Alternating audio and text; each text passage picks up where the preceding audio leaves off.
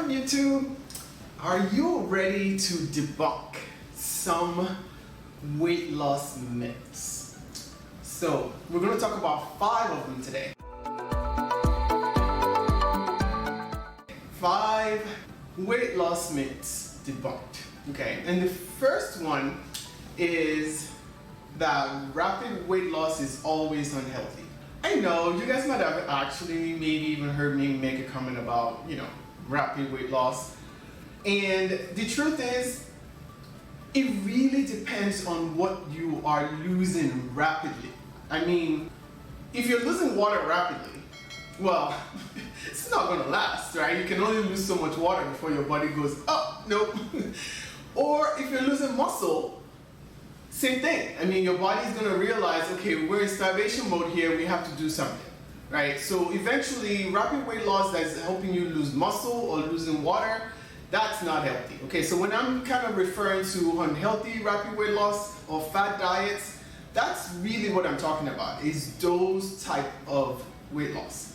But losing fat cells or fatty acids inside of fat cells rapidly, that's good, right? Because at the end of the day, the fat is what we're after. Your body stores fat as the unit of energy, and it's able to burn that, whether it's fast, slow, medium. I mean, we're okay with that. We want it to burn that fat cell or burn the energy inside of that fat cell, which we call free fatty acids, right? So if the body is rapidly burning that, that's okay. That is healthy. We want that lost, because at the end of the day, inside of that fat cell is where all of the toxins are. We want that out of our body. Inside of that fat cell is where the things that the body doesn't know how to process, right? That's what we need to get out of the body. So if it's losing those rapidly through your rapid weight loss program, that is okay. So that's why I encourage patients to use body composition analysis machine as their weight scale. That's what I use in my practice. That's what I use at home. That's what I recommend my patients to get. If you're gonna spend money on a scale, you might as well just spend a little extra dollar to get the body composition analysis. That way, as you're losing weight, you can tell what you're losing. Is it water? Is it fat? Is it muscle? Is it bone? You need to know what you're losing. And if it is fat, then great. Whatever you're doing, keep doing it, because that's what we want to lose, okay? So that's the first myth. The second myth is that exercise is the sole driver of weight loss. Exercise is important, don't get me wrong. I mean, everybody knows if you lose weight without exercising, more than likely you're gonna have hanging skin, you're not gonna be healthier in the long run because your metabolism has been not improved, right? So we want to use exercise, but it is not the sole driver of weight loss. In fact, a lot of studies, and it's been confirmed multiple times, right, that the diet, what you're eating, is actually sometimes even more important than the exercise. Ask any trainer, right? When you sign up with a personal trainer that you want to help, have them help you lose weight, why do most of them give you a meal plan?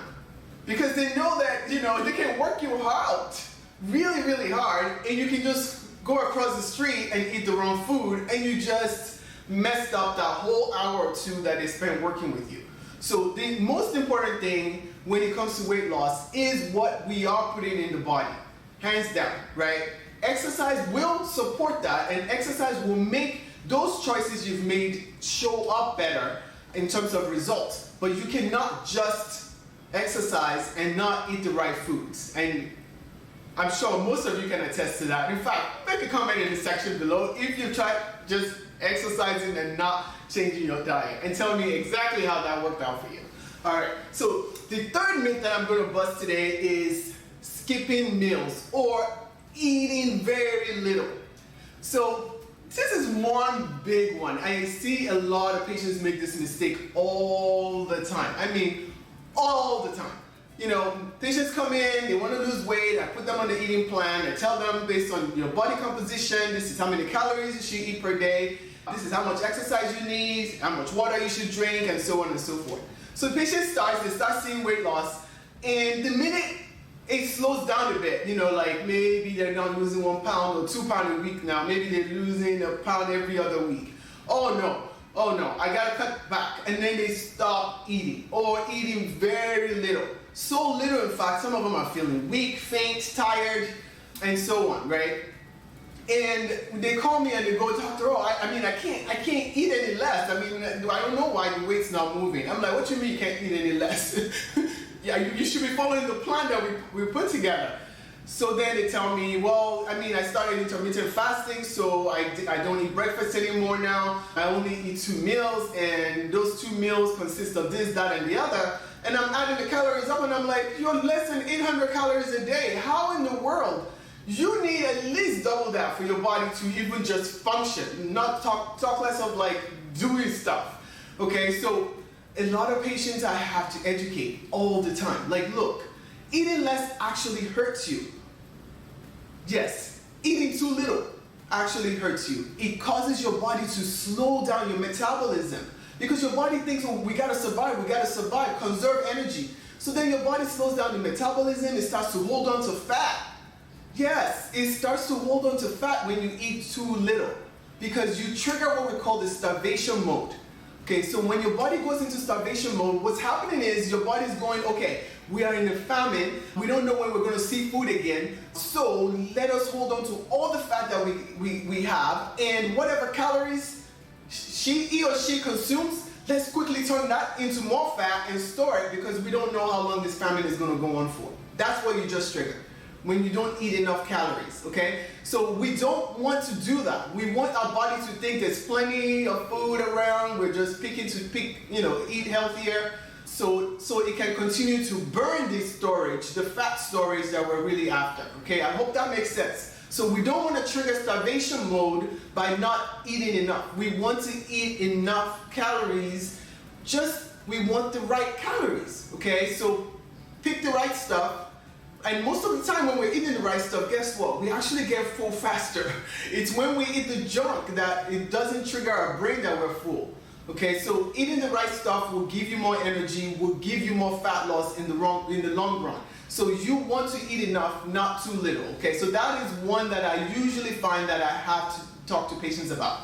The other thing about not eating enough or skipping meals or eating too little is that you can start to make yourself actually have cravings at the wrong time of the day.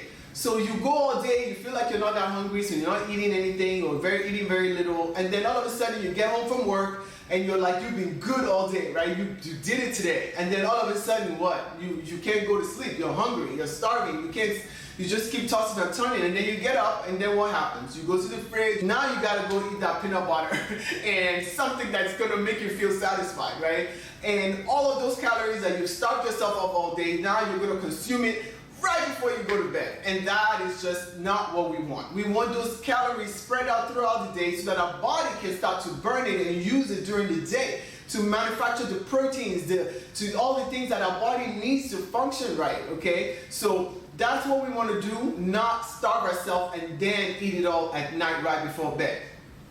This is another problem we see with not eating enough calories, right? Especially in patients that are diabetic. So when you eat so little that your blood sugar gets critical, what happens is you actually also trigger your liver to start making glucose. It's a process we call gluconeogenesis. So your liver is designed to help regulate blood sugar as well. This is not just a job of the pancreas. So the liver will start to sense, critical blood levels here of glucose, let me help. So the liver starts to dump new glucose that it is manufacturing by itself. Okay, you didn't have to eat it, it's manufacturing it by itself, it starts to dump that into your bloodstream, okay? So what happens then? Your blood sugar spikes, and guess what? Insulin spikes, and then what happens? Well, your body starts storing fat because that's what insulin does. All right, so you don't want to eat so little that happens as well, okay? And then when you eat too little, what else happens? Well, now you've not put enough nutrients in your body. There's a reason why we have those variety of meals throughout the day, so that we can have room to put different phytonutrients, different greens, different minerals, different vitamins into our body, right? So if you're not eating, you're skipping meals, what's happening? You're depriving your body of those essential nutrients, essential amino acids to build muscle, to build bone. You're not consuming it. So what's going to happen? Well, your body's going to do what it needs to do. is to conserve what it already has, and that means slow down your weight loss, okay? So those are things that you might be doing that's sabotaging your weight loss. Again, it's a myth that eating less will result in more weight loss, okay? All right, so let's talk about another one. What's another big one? Oh, spot reduction. Let's talk about that, right? You go to a trainer, you tell them, well, I want to make my gluteus maximus a maximus, okay? Well, yes, we want a big behind, all right? So, yes, you can do that, but it's not spot reduction of fat that does that. It is actually the trainer. What they're doing when they say they're spot reducing is that they are actually helping you build the muscle in that area. So what does that actually take?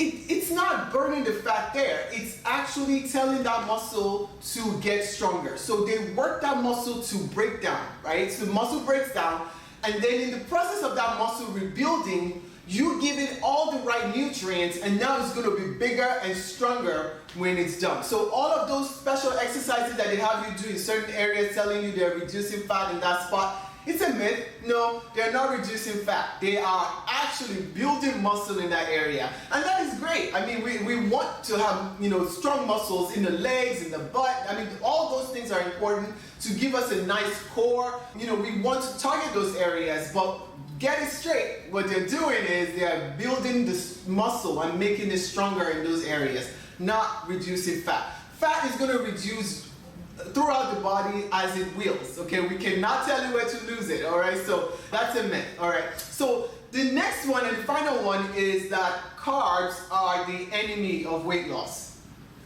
Yes. Oh, yes. I mean, some of you have actually read in some of some of the materials that I've given you or books that I've written that, you have to be very mindful of carbs when you are trying to lose weight. But it is a myth that you cannot have any carbs.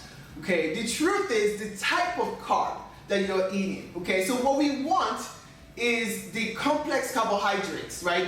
The ones that are high in fiber, the ones that are complete, natural, the roots that we pick from the ground and we cook and we bake and we steam, right? Not overly processed, packaged, spiked or sugared carbs. We don't want those, right? We want the high fiber things. So if I'm going to pick, for example, if I'm going to pick a potato, well, I'm going to pick a sweet potato because it's higher in fiber than white potato, right? So that's an example of a complex carb that I will allow my patients to have and, still be able to lose weight on. And then we watch the quantity. How much of it are you eating at a go, right? We're not going to eat a whole big baked potato, add some butter into it, put bacon into it, put sour cream into it. You guys know what I'm talking about. No, we're not going to eat it that way. We're going to steam it, we're going to boil it, we're going to bake it, but without adding those excess sugar and excess fat to it at the same time. That is how we're going to consume it so that we can get the fiber that's also going to help us lose weight, regulate our bowels, help us even reduce our overall insulin level. Okay, so that is the example that we are thinking of. Another good example for this carb not being the enemy is if you guys are familiar with the new class of drugs now called the GLP-1 agonists. So most of you know them as things like Ozempic, Mounjaro, Wegovy, Bound. So those drugs are actually, a lot of patients are using them, losing weight, but they're still eating carbs. And you're wondering, how are they able to do that? Well, because a lot of these medicines are actually helping the way your body uses insulin and how quickly you feel full and signaling the part of your brain that tells you you're full. So that's an example of someone that would be eating carbs, taking this medication and still losing weight. So the carbs itself is not the enemy. It's the way it's used, is how much of it we eat. And those type of things is what really causes your weight to move or not move. So those are just 5 examples that I'm giving you today of myths about weight loss. I think that you guys can come up with more. I'm sure we can be here all day talking about all kinds of myths. So give me the myth that you've heard that you've debunked, or someone that's debunked, right in the comment section. I'd love to read it. Talk to you guys soon.